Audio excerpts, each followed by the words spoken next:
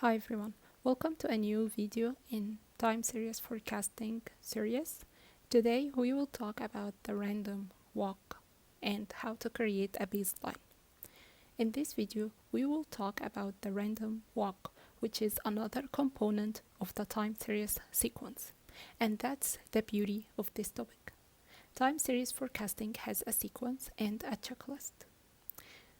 And starting from the next video, when we dive deeper into this series, I will show you how to approach time series problem through a series of steps. But we will continue with the baseline, the random walk, stationarity, autocorrelation coefficient, and lag values influence. For the sake of YouTube algorithms and engagement, ensure you like and subscribe to my channel. Let's get started. To recap, last week we covered the fundamental concepts in time series forecasting, such as trends, seasonality, and residuals. I also highlighted that there are two degrees of the analysis: the naive approach that depends on simple statistical calculations, such as mean, mini, max, variance, and the advanced approach that depends on the prediction methods using machine learning and deep learning algorithms. And if you have any comments, don't forget to leave it below this video. We're starting with the baseline. So what do we mean when we talk about baseline? Baseline serves as a benchmark and comes right before building the complex models. So the baseline model relies on heuristic, simple statistics. Let me emphasize this point one more time.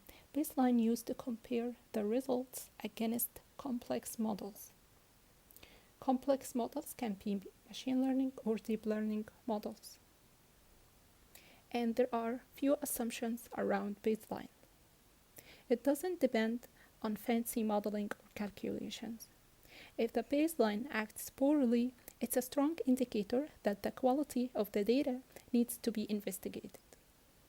If the baseline gives better performance than the AI model used, it's an indicator something wrong with the chosen method. Maybe the model is overfitting, or maybe processing, feature engineering, hypermeter tuning, cross-validation wasn't made right. And there are few types of baseline. We start with the last cycle forecasting, the one I mentioned in the previous video, intuitively by taking the last cycle of the training data, then feed it to the testing data to get better accuracy. We have also historical average forecasting that treats all the historical data equally to take the average of the whole periods. Doesn't consider trends or seasonality or even residuals fluctuations. We have also moving average forecasting. Sometimes it's mentioned as the window average forecasting, based on the average of the recent years. It's used to forecast the future events. And the final, season naive forecasting. Forecast same seasons. If we want to predict the sales of Q4 that has Christmas and holidays of this year, it considers the sales of Q4 of the last year. It doesn't pay much attention to trends or one-off events. And when we want to evaluate baseline, we use mean absolute percentage error, MAPE. So it's an error metric that solves the question how much a predicted value deviates from the actual value. It penalizes overcasting when the forecast value is way more than the actual value. Much more severely than the underfitting forecasting, when the forecast value is much less than the actual value. And I don't want to overburden you with details when we talk about MAPE. It is not just one metric to use for baseline. There are other evaluation metrics we can consider, such as weighted MAPE and WABE.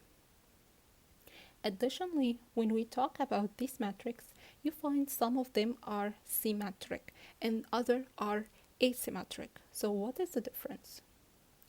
A symmetric metric treats positive error and negative error the same. Both of them are labeled bad. Asymmetric means lack of symmetry or balance, meaning the metric or the model is quite biased. In our case, MAPE penalized the positive forecasting error more severely than the negative error. Let me know in the comments if you want a short video about these metrics in this part.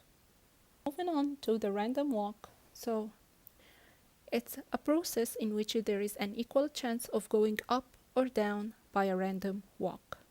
And I like this visualization on the right. It gives you kind of idea about the random walk. We're starting from gathering the data, then we run stationarity. I will cover this one in the next slides. If the data is stationary, yes, we then plot it using ACF. ACF is an abbreviation for autocorrelation function.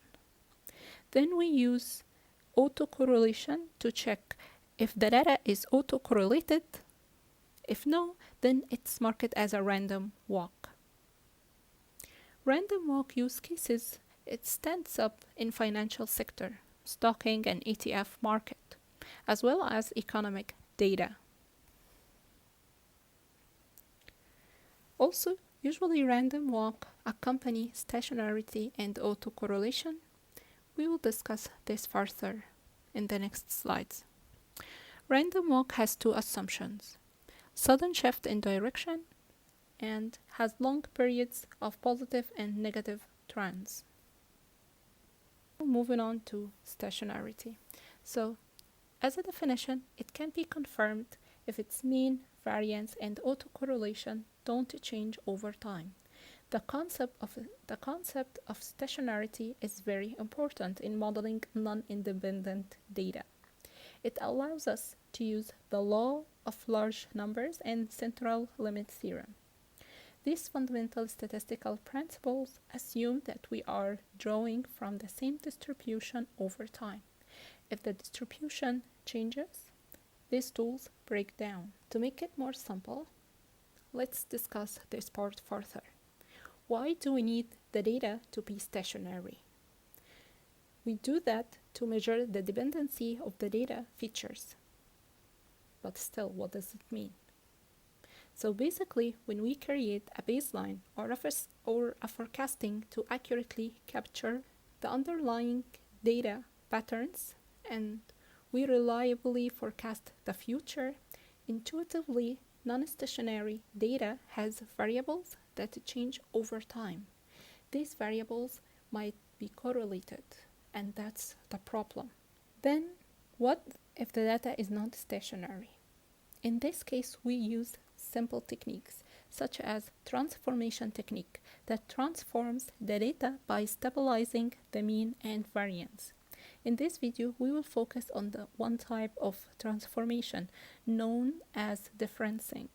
So differencing simply tones down the trend and seasonality influence, and it has formula. So y prime sub t equal y sub t minus y sub t minus 1. T stands for the time.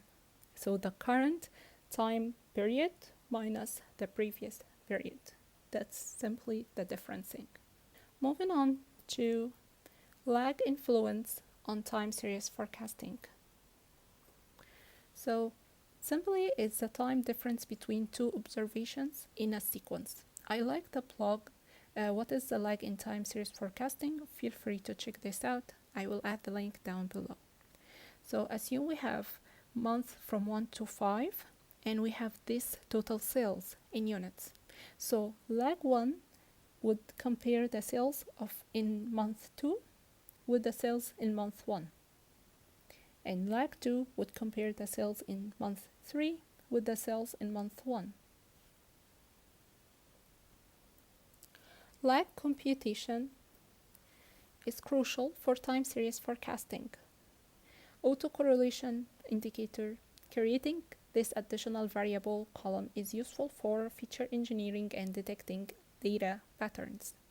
It helps also in identifying trends and seasonality fluctuations.